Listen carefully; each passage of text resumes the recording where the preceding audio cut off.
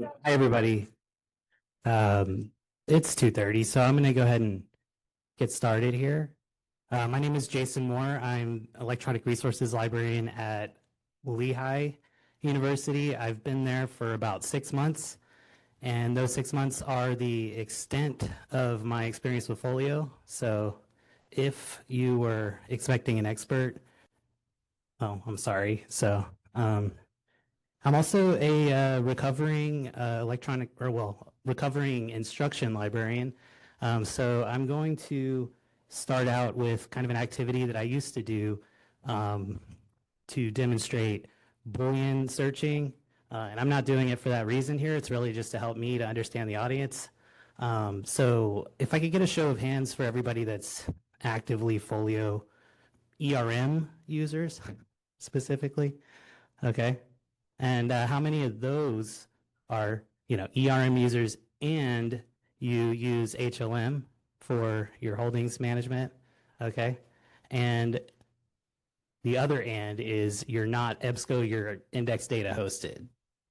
Nobody. Okay. So I thought it was kind of a niche case here. So a lot of what I talk about is going to be specifically for that situation. So you're not hosted by EBSCO, you're hosted by somebody else. We're index data. You use HLM, so you're using eHoldings, and there's a little bit maybe of a disconnect. So, all right. So I just want to talk a little bit about Folio, the history of Folio at Lehigh. We were an Olay library, so we joined the Folio community in 2015, right at the very beginning. We're a sustaining partner, but we're just now working on implementing the ERM module, really. I mean, I think it's been an ongoing process for maybe a couple of years. So it's been a little bit start and stop, but we're really earnestly working on that now. So a lot of what this presentation is about is just kind of what my experience has been, specifically with some of the limitations, some of the ways in which parts of ERM don't really seem to communicate with each other or really connect with each other. And I'm specifically talking about eHoldings in this situation. So we use HLM and EDS API and Full Text Finder for our article discovery in ViewFind.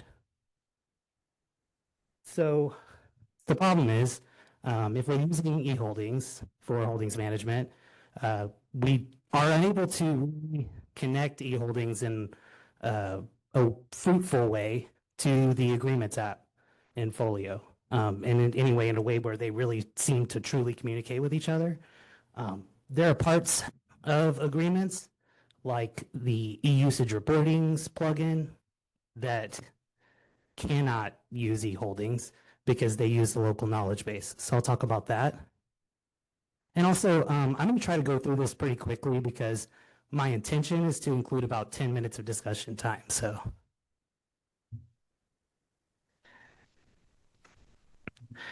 to go into a little bit of detail about the incompatibility issues here, agreements and the local knowledge base, when it comes to material that's in eHoldings, you can't, so anybody who's familiar with using the local knowledge base, if you add agreement lines from the local knowledge base to an agreement record, you end up with an agreement line that represents a package, and below that, you have a set of titles, possibly, that are the electronic resources covered by this agreement. So I'll actually pull up our live folio really quick just to kind of show what that looks like for anyone who's not familiar.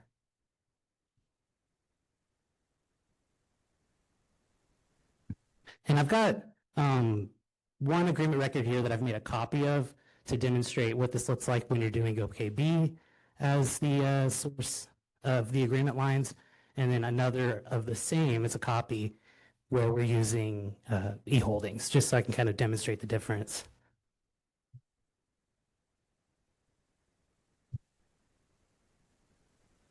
So when I look at the agreement lines here, this is coming from GoKB. And you'll see where it says e-resources covered by this agreement, I have a list of titles, right? So that shows the clear kind of hierarchical relationship between the package and the titles that are connected to this agreement record. And if you've used the e-usage reporting plugin that shows up on an agreement, not when you're looking at the agreement lines. Let me get back here. It should show up like this where it says e-usage reports. And what this does is it connects to the e-usage application, which is the Sushi Counter API Harvester in Folio, and it matches the titles, in this case, that are in the local KB and are associated with this agreement with the usage report. And it can do this type of visualization here. It's really nice. And you can download reports and that type of thing. Now, if you're using eHoldings, this is something that does not work for you. And also, just to be like totally transparent, it's not going to work for most people right now because it only works with Counter 5. So 5.1, I don't think has been implemented yet for that. Now, on the other hand, if we look at the copy I made here, this says eHoldings. So if we go to the agreement lines here, I've only added one of the titles from the package because if I go into eHoldings and I associate the package with the agreement, it doesn't bring the titles along with it. The only thing that actually happens in Folio is it associates the EBSCO's ID for the package with the agreement. And then when you go into eHoldings, it's doing just API calls. So the only thing stored, if you're using something like MetaDB, the only thing you're going to be able to see is the package identifier from HLM associated with it. And the same is true for titles. You would have to do each one individually. So you can imagine if you have a large package with thousands of titles, you'd have to go in and manually add each title to the agreement if you wanted associated with the agreement at all for any reason. And you still can't use e-usage reporting.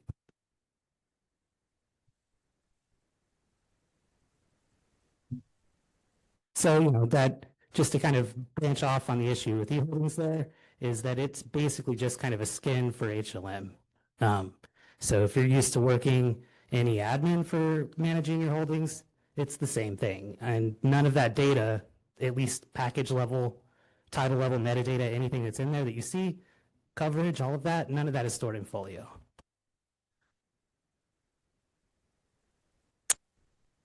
And additionally, there are, if you're in eHoldings, and I can show this too. Just a second.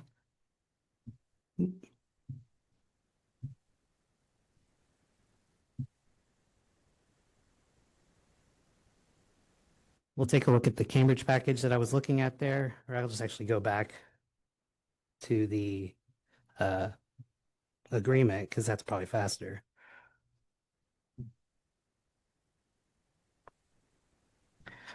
If we look at it, this is how it looks in eHoldings, and you can see there are some native Folio things here, like you have your tags and you have notes, and I've added a note here. Those don't get stored in any way in HLM. So I can make changes here and all of that gets reflected in eAdmin with the exception of these native Folio pieces, which do get stored in eAdmin, but the only way that they're connected is using those KB IDs from EBSCO.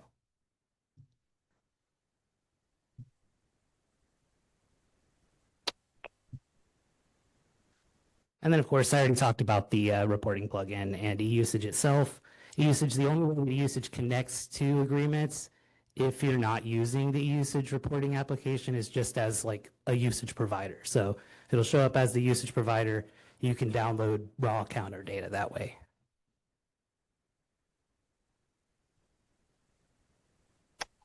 And I talked about some of these limitations already, that there's no connection between eUsage and eHoldings. So here's another one, which is actually, if you saw that I had added a note to that record, that was sort of a potential workaround that I'll talk about in a moment for being able to see history of user behavior in eHoldings, because there isn't really any right now, but that's also true for HLM itself. So.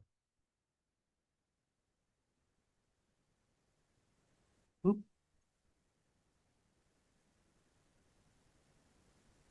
All right.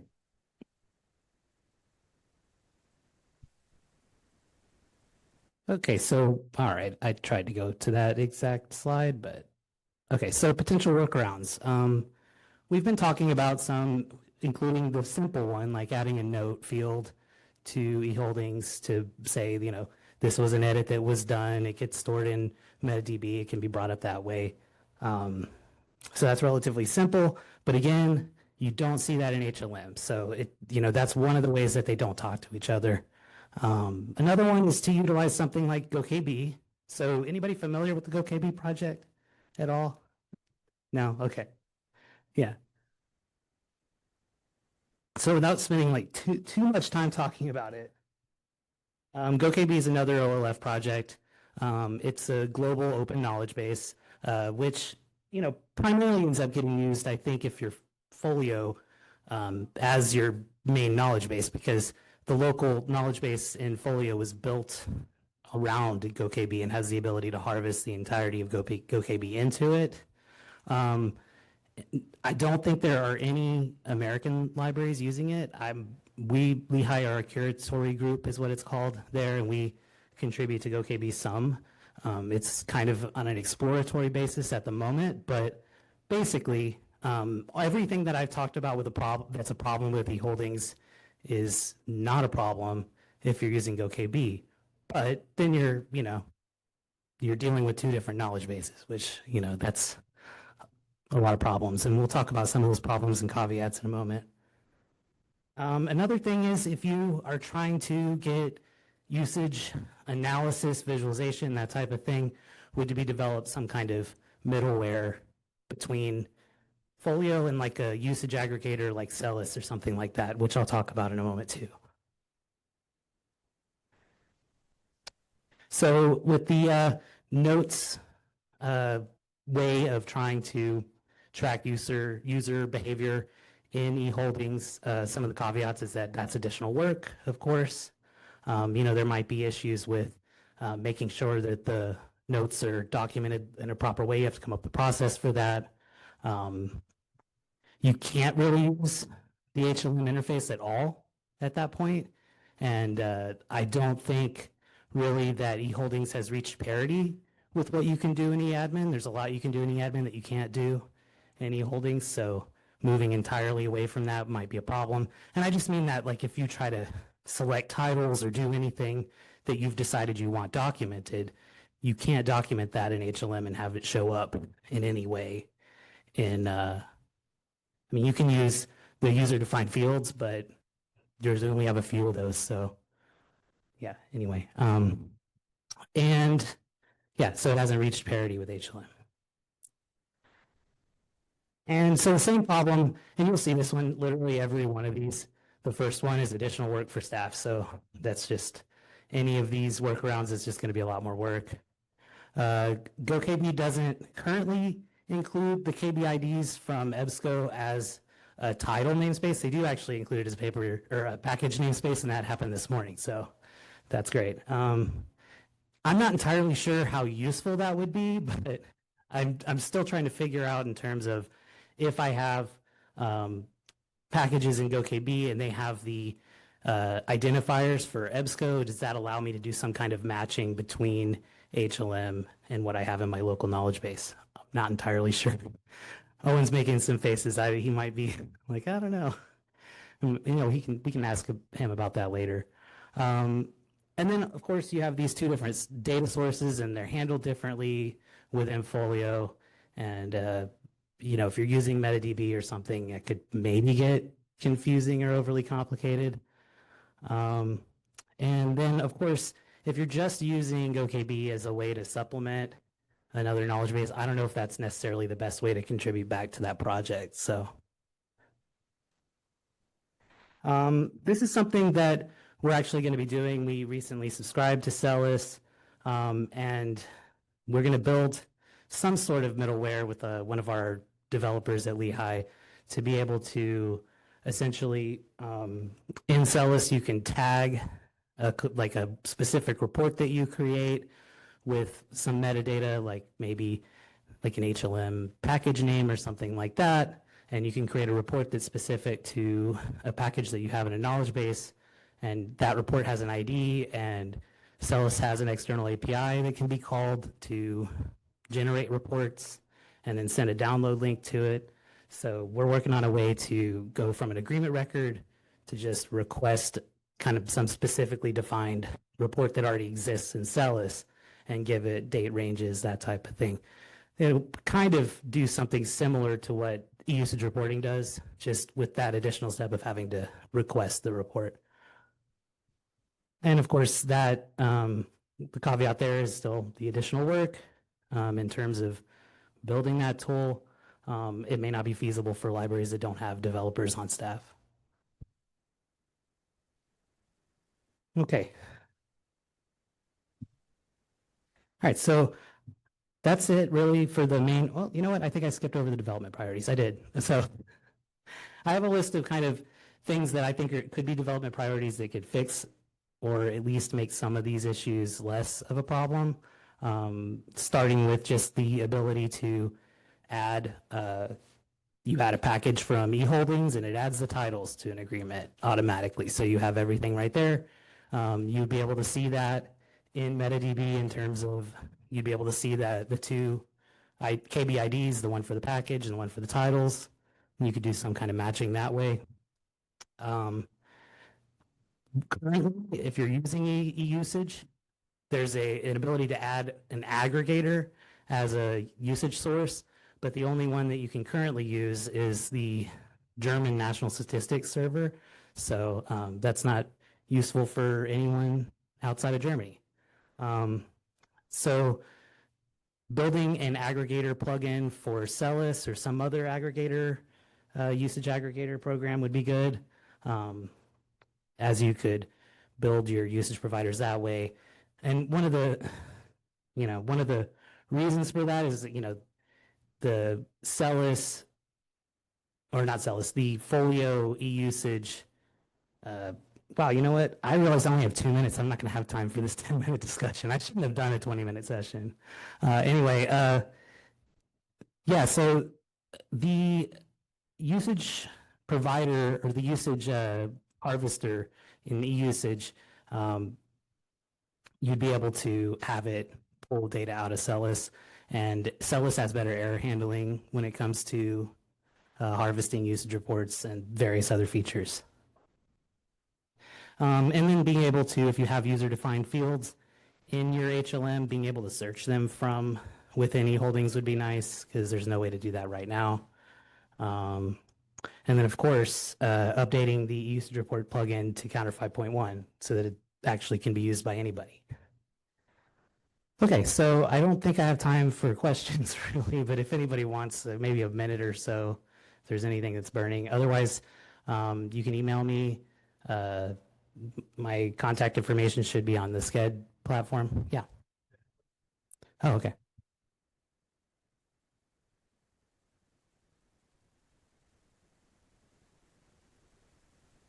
Okay, yeah, this question is about developing middleware. Yeah, we can talk about that. Hopefully, if it's completed by next year's WOLFcon, maybe we can talk about it there. So, yeah, of course, it would be on GitHub.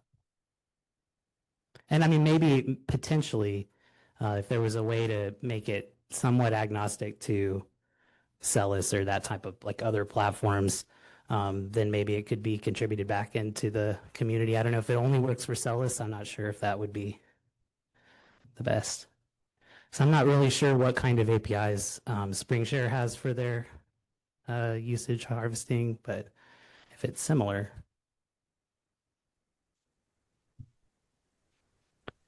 Anything else?